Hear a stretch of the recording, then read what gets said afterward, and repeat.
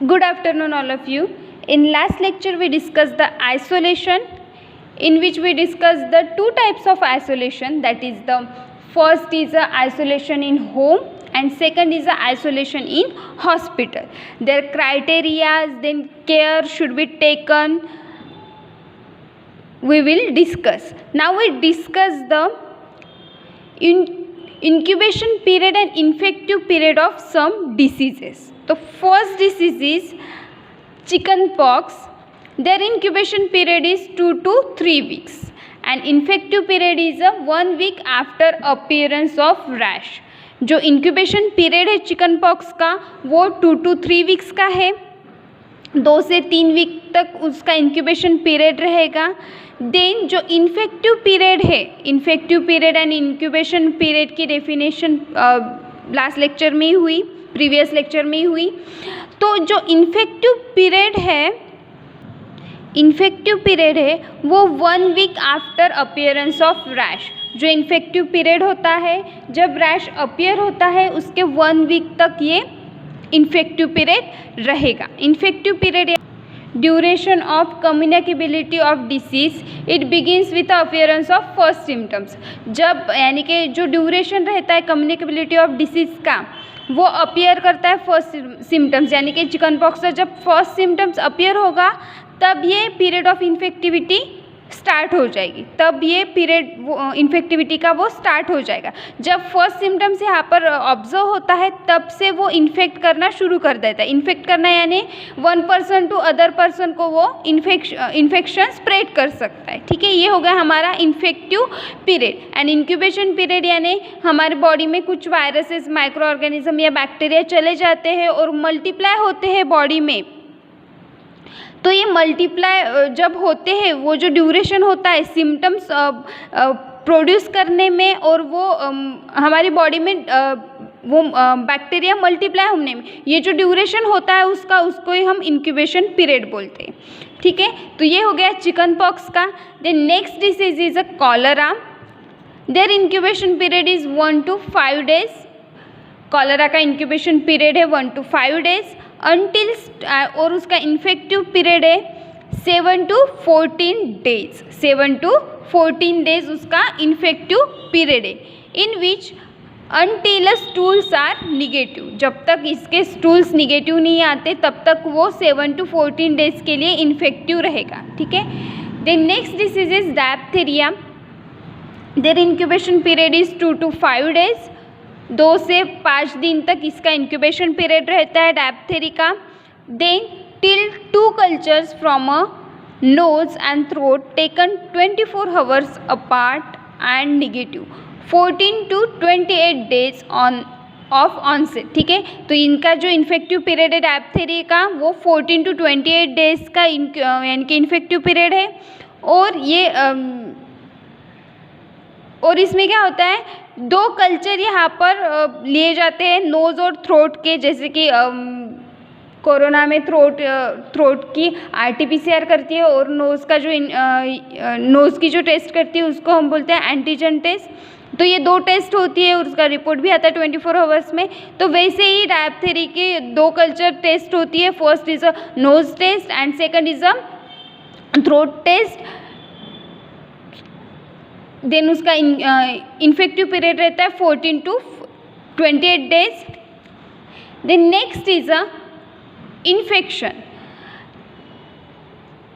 There incubation period is 15 days and infective period is not known. ठीक है. Then next disease is a influenza. Influenza का incubation period है 1 to 3 days का and infective period है 1 week from a onset. ठीक है, जब से यानी कि ऑनसेट यानी जब से वो स्टार्ट हो रहा है, इन्फ्लुएंजा के सिम्टम्स हो रहे हैं तब से 1 week तक उसका इन्फेक्टिव पीरियड रहेगा.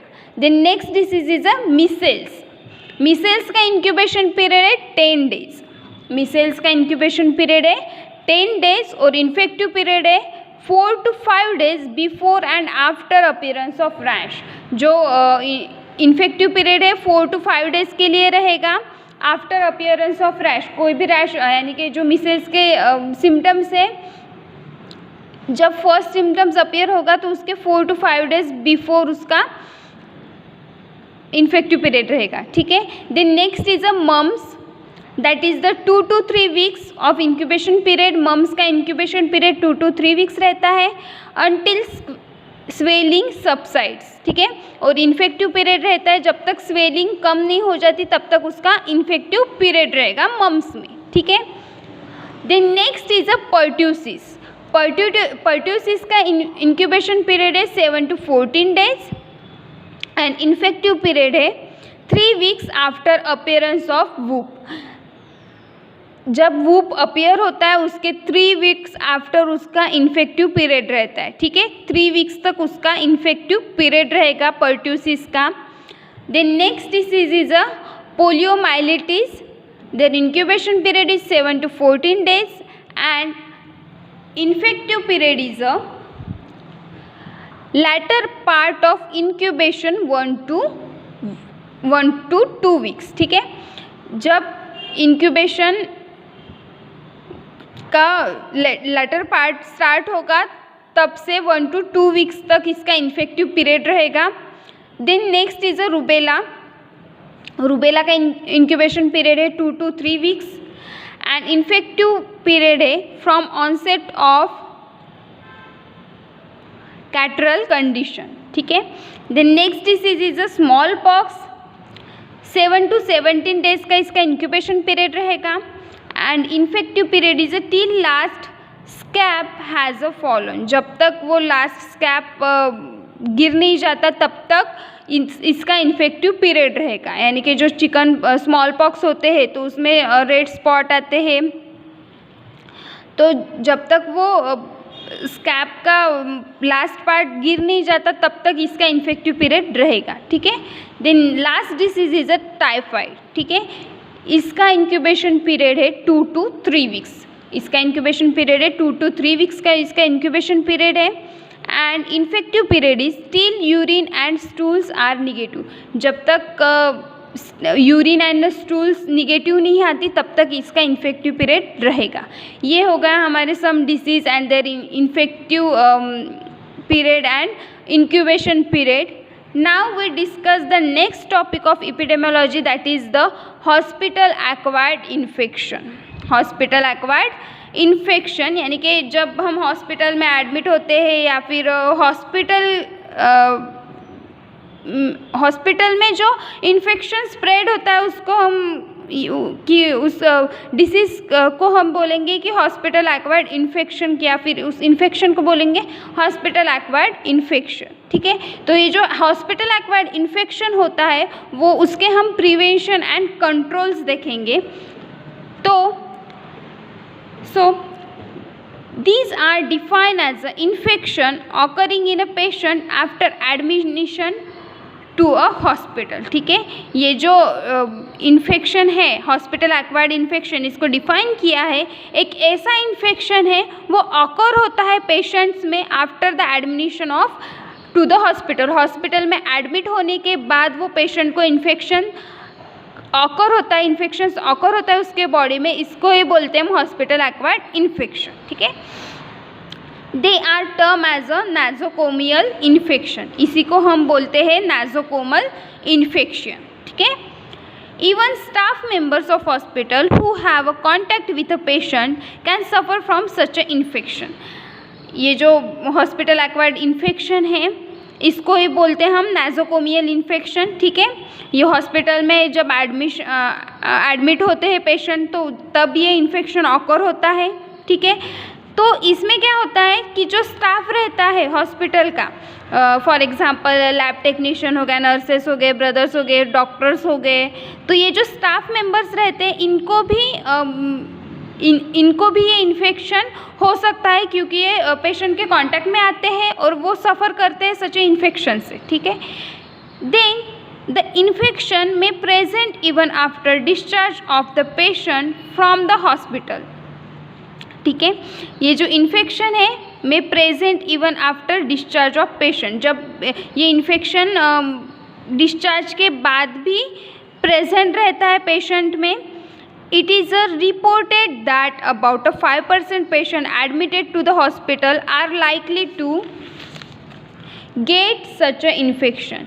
जब ये जब ये एडमिट होते हैं तब उनमें से 5% पर्सन ऐसे हैं कि सच इन्फेक्शन के यानी कि सच इन्फेक्शन जो हॉस्पिटल एक्वायर्ड इन्फेक्शन है इसके चपेट में आ जाते हैं, ठीक है। Then 3 types of infection have been recognize. ये जो हॉस्पिटल एक्वायर्ड इन्फेक्शन है इसके 3 टाइप्स में डिवाइड किया है। तो first type is auto infection, second is a environmental infection and third is a cross infection. So we will discuss in first, that is the auto infection, which is caused by microbes normally carried by the patient on his own body, ठीक है। तो ये जो auto infection है वो cause होता है microbe से, माइक्रो ऑर्गेनिज्म से वो कॉज होता है और वो नॉर्मली पेशेंट के बॉडी में प्रेजेंट रहता है, ठीक है। तो ये होगा ऑटो इन्फेक्शन। ऑटो इन्फेक्शन में क्या होता है, ऐसे माइक्रो ऑर्गेनिज्म से वो कॉज होता है, वो प्रेजेंट रहता है पेशेंट के बॉडी में, ठीक है। Second is a environmental infection which is caused by microbes through object like an instrument, dressing etc.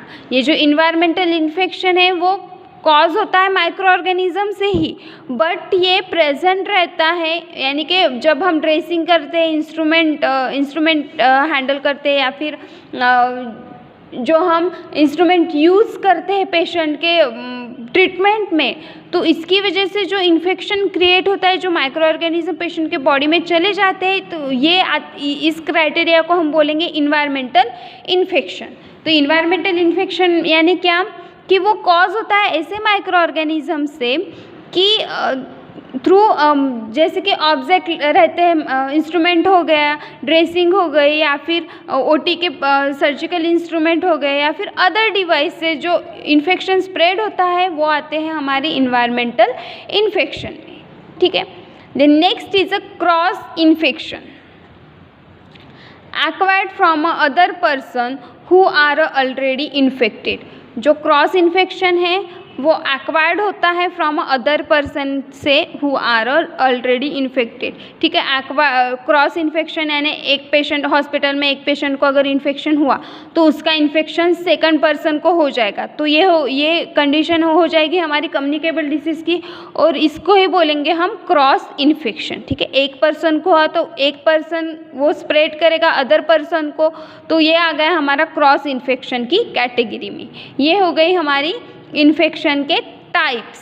Then next is a prevention and control of this. Patient with infectious should be isolated, aseptic measures should be enforced in wards, operation theatres, labor rooms by arranging a clean air, clean line, adequate air space etcetera, ठीक है। ये जो हम ये infectious disease है ये हमें अगर प्रिवेंट करना है, कंट्रोल करना है, तो हम क्या करेंगे, जो पेशेंट है इन्फेक्शन के यानी कि उसको इन्फेक्शन हुआ है तो ऐसे जो पेशेंट है उनको आइसोलेट करना चाहिए। First term is a isolate करना चाहिए अगर हमें कंट्रोल में लाना है ये डिसीज़। तो जो इन्फेक्शियस पेशेंट हैं उनको हम फर्स्टली आइसोलेट करेंगे। Then next is aseptic measure should be enforce in wards. Aseptic condition वहाँ पर हम वार्ड में अप्लाई करेंगे, जैसे कि ऑपरेशन थिएटर, लेबर रूम या फिर arranging clean air, clean line, adequate air space etcetera. जो कुछ भी हम कर सकते हैं, जितना हम क्लीन हाइजीन कंडीशन मेंटेन कर सकते हैं उतना हम करेंगे, ठीक है। Then next prevention is all cases of wound infection should be notified. There should be adequate space between beds, proper disposal of ward refuse, cleaning of toilet seats, sterilization of urine pots, kidney trays, bed pans and use of a proper strength antiseptic solution, ठीक है। तो ये जो infection है वो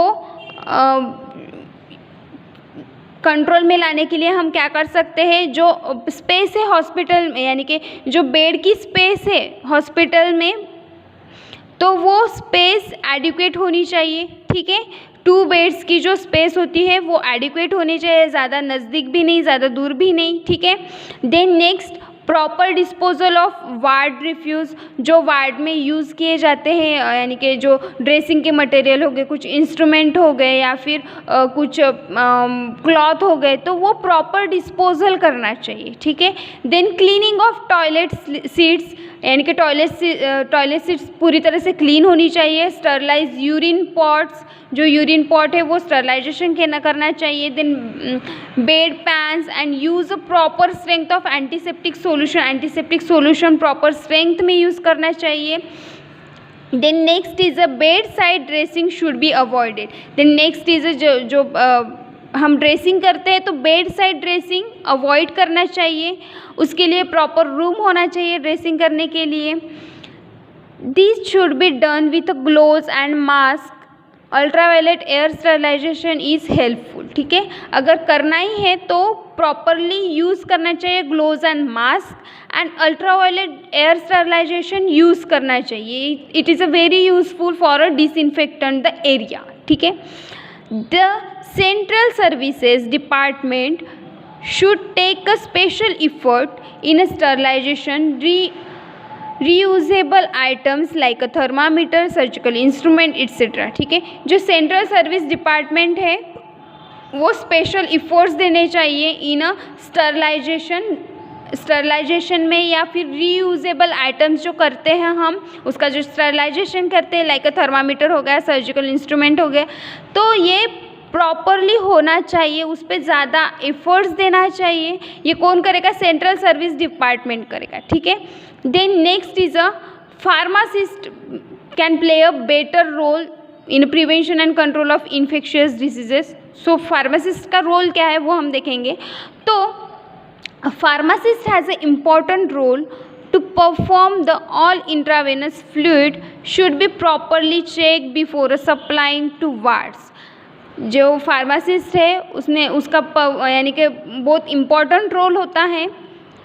तो उसका role क्या है? तो जो इंट्रावेनस फ्लूइड है जो सप्लाई करते हैं वार्ड्स में, वो प्रॉपरली चेक करना चाहिए कि वो स्टरलाइज है या नहीं, कि कौन सा यूज़ कर रहे हैं हम, वो प्रॉपरली चेक करना चाहिए। Then supply the wards. Then eye drops preparation to be applied to open wounds etc should also be properly checked before supply। जो आई ड्रॉप्स होते हैं, जो प्रिपरेशन अप्लाइड होते हैं वाउंड्स पर, वो भी प्रॉपरली चेक होने चाहिए बिफोर द सप्लाई। जब वो सप्लाई करते हैं उसके पहले ही वो पूरी तरह से चेक करनी चाहिए। ये होगा फार्मासिस्ट का role. Then kitchen staff should observe strict hygiene habits and should have a periodically medical check to detect and treat a infection. जो किचन स्टाफ होता है वो पूरी तरह से स्ट्रिक्ट हाइजीन मेंटेन करनी चाहिए। Then laboratory personnel handling various specimen should observe all precaution to the prevent infectious, ठीक है। जो लेबोरेटरी पर्सनल हैंडलिंग रहती है वो वेरी स्पेसिमन रहती है, वो ऑब्जर्व करती है all precaution to prevent a infection, ठीक है। Every hospital should have an infection control committee which should monitor and control infection in a hospital. Every hospital में इन्फेक्शन कंट्रोल कमिटी होनी चाहिए कि वो मॉनिटर कर सके, कंट्रोल कर सके इन्फेक्शन इन अ हॉस्पिटल, ठीक है। Then the committee should supervise working of central service department, pharmacy store, kitchen, laboratory and enforce all measures to prevent the transmission of communicable disease within the hospital, ठीक है। ये जो committee है कौन सी? Infection control committee, ये observe करेंगी, work करेंगी, सुपरवाइज करेंगी for a central service department like pharmacy, kitchen, laboratory and ये जो ऑल मेजर्स है ये किसके लिए होंगे? To prevent the transmission of communicable diseases within the hospital. Hospital में जो कम्युनिकेबल डिसीज स्प्रेड हो रहा है वो कुछ प्रिवेंट हो जाए, उसका ट्रांसमिशन प्रिवेंट हो जाए, कुछ कंट्रोल में आ जाए, इसलिए वो इन्फेक्शन कंट्रोल कमिटी यहाँ पर मॉनिटर के लिए लगा सकती है, ठीक है। Then next is a disinfection. Disinfection is the process of application of a disinfectant for a sufficient length of time in adequate quantity so as to kill the specific organism of infectious diseases. Disinfection क्या है, सबको पता है disinfection क्या है. एक ऐसा application है, ऐसा प्रोसेस है कि वो जो माइक्रो ऑर्गेनिज्म है, जो इन्फेक्शियस डिसीज में जो स्पेसिफिक ऑर्गेनिज्म है उसे पूरी तरह से किल कर देगा. ठीक है, तो ये जो डिसइंफेक्शन है एक ऐसा प्रोसेस है of application of disinfectant for a sufficient length of time in adequate quantity so as to kill the specific organism of the infectious diseases. ठीक है, it is usually referred to destruction of insect and animals capable of transmitting infection, especially arthropod और rodent. ठीक है, ये ज़्यादातर useful रहता है for destruction of insect का, या फिर कोई एनिमल हो गए वो ट्रांसमिट कर रहे हैं इन्फेक्शन, तो ऐसे एनिमल को किल करने में, for example arthropod and rodent, तो ऐसे एनिमल किल करने में ये डिसइंफेक्शन सॉल्यूशन यूज़ होता है. ठीक है, then next is a concurrent disinfectant. It is a application of disinfection immediately after the discharge of infectious material from the body of an infected person and the immediate application of disinfectant to article soil with the infectious material. ठीक है, ये जो concurrent disinfection है तो ये applied होता है for the immediate, जब इमीडिएट डिस्चार्ज होता है infectious material from the body से, या फिर यूरिन हो गई या फिर फीसेस हो गए, तो ऐसे जो मटेरियल रहते हैं बॉडी में के, तो वो डिसइंफेक्टेंट करने के लिए कॉन्करेंट डिसइंफेक्शन का यूज़ किया जाता है. वो सॉइल में ऐसे article disinfectant to article soil with infectious material prevent करने के लिए डिसइंफेक्शन यूज़ किया जाता है. ये हो गया हमारा concurrent disinfection. Then next is a terminal disinfection.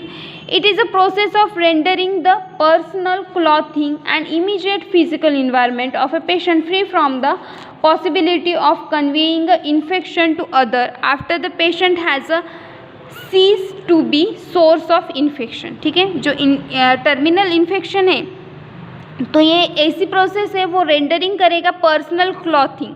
Personal जो क्लॉथिंग रहते हैं, जो कपड़े रहते हैं, वो डिसइंफेक्टेंट करने के लिए टर्मिनल डिसइंफेक्शन का यूज़ किया जाता है. इसमें क्या होता है, ऐसी प्रोसेस रहती है जो personal clothing and immediate physical environment जो रहता है पेशेंट का, वो free from a possibility of conveying infection, वो फ्री फ्रॉम रहेगा, यानी कि जो इन्फेक्शन स्प्रेड करेगा वो उसकी पॉसिबिलिटी कन्वेइंग रहेगी for the infection to after the patient has cease to be source of infection. ये हो गया हमारा terminal disinfection.